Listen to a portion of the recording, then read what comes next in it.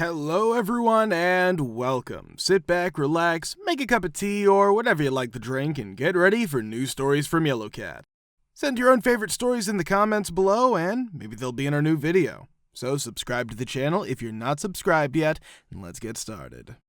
What is your story when you fired someone or someone was fired because of you? Part 5. I have a few.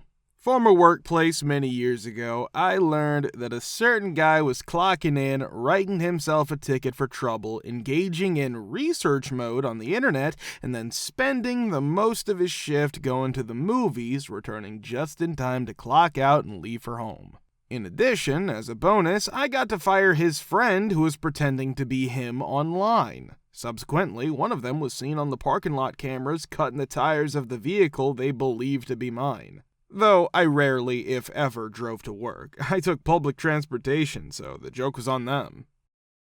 I discovered that one of my phone agents had been recording credit card numbers, which she would then use for small online purchases. When I had to handle repeated calls from customers complaining about unauthorized charges, and this agent was the common denominator, red flags went up.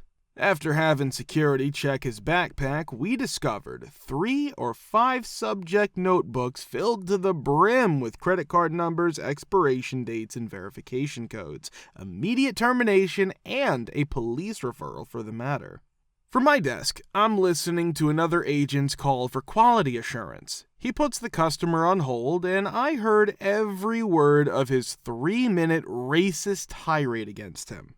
It sounds like he forgot to mute the headset on his end. He explained it by saying that the customer didn't hear anything, so what was the real issue when I played it back for him later? The last employee I had to let go was causing a maritime logistics company we were working with a lot of trouble by frequently making mistakes or losing big supply orders. We're discussing orders that, at the low end, were valued at $8,000 per vessel. All he needed to do was take the order out of the fax machine, enter it online using their account, click the button to approve billing, and the order would be sent for fulfillment. Despite everything, he made a mistake and took the order sheets home on a few occasions, a big no-no.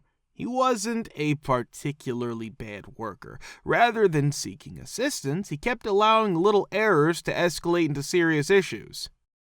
Current employer. Caught a guy surfing the forks of a forklift being driven past our office. Pretty cut and dry. Watched 2 guys start a fist fight in front of the clock area. Also pretty cut and dry. Caught a guy tampering with the safety mechanism on his forklift so he could drive at top speed with his forks fully elevated in the air instead of at a greatly reduced speed. Not fired, just moved to a different department. I'm pretty sure it was because of me, but I'm not sure for sure. Did work for a well-known tech company. The head of the department was rude to most of us and clearly had his pick of people to give preferential treatment to. There was some shady stuff going on with that, mostly in the form of office politics and bad behavior. I was eventually fired for hacking data to lie about my work quotas. I told my boss I didn't agree with it and asked, why would you set me up instead of just telling me the truth if there's a problem? This made her think, and as we talked about it, we found a technical problem at work that might have led her to that conclusion. She gave it to the head of the department. He looked into it, and sure enough, the issue was their end's bad code. But they didn't hire me back because all the paperwork for your termination has already been processed. The department supervisor didn't even bother to call me to explain and say sorry. He let the subordinate supervisor do all the dirty work. I didn't know what to do. It'd be very expensive and risky to hire a lawyer because of corporate law. In the end, I decided to send an anonymous email to the board of directors to blow the whistle on his ass. About the different unethical things that were going on, I was completely honest. But I made it look like I was writing on behalf of a group of people who were ready to make a fuss in the local media. Some people I used to work with told me that he called a meeting of the whole department soon after I was fired. He told everyone that he was being moved around in the company. He avoided eye contact with the people there, which showed that he was nervous and stuttering. He had never behaved that way in a meeting before, so there was clearly something wrong. My coworkers didn't know I did this, so they weren't making things up to help me look better. I can't say for sure if this was my fault, but the timing was perfect. I got a salesperson fired. I worked as an engineer in pre-sales. Well, not really, but in a small IT department where we all shared and traded hats. At 10 a.m., we were at a customer's location. We would thus go separately and arrive at the location at 10 as opposed to gathering at the office and departing from there. I arrived at the location at 9:45 and waited. About 5 o'clock, I texted her. Not a response. When 10 came and went, I offered justifications. At 10:15, she gave me a call again saying she was en route and would arrive soon. I gave up and had the meeting without her an hour later. Upon telling her boss the story, she admitted that she had lied extensively about her timings and what she had said, and that she had only ever entered the office and never attempted to visit the customer site. I eventually found out that she was going to work an hour late, which is why she stayed up 6 hours later. She was still intoxicated when she woke up late, and her response to "I'm on my way" indicated that she was in bed and would get up in an hour or two.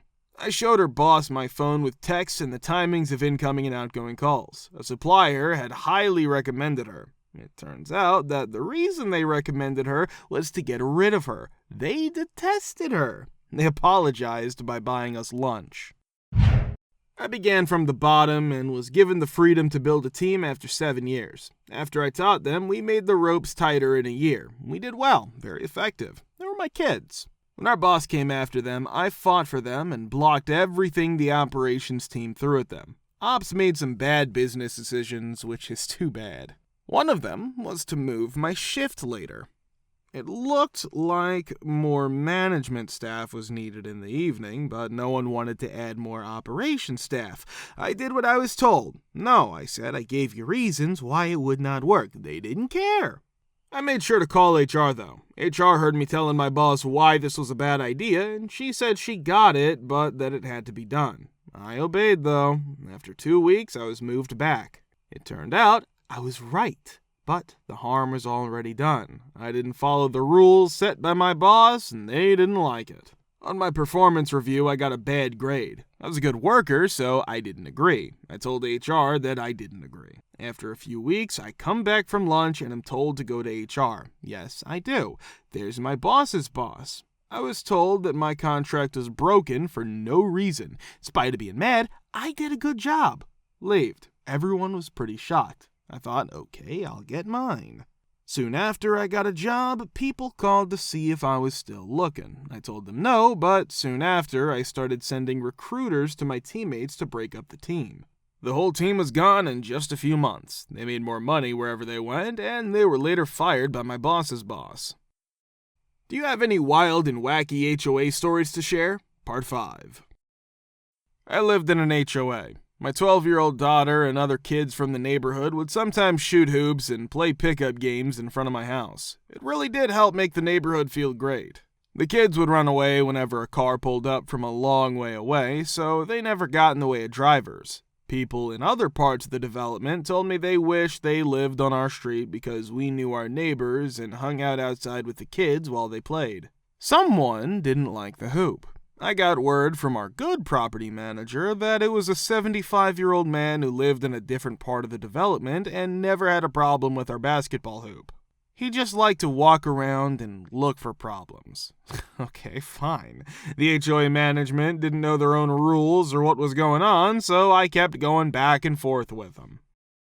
It's blocking the street. It was on the 3-foot island between the sidewalk and the street. It's not blocking the sidewalk, as we already said.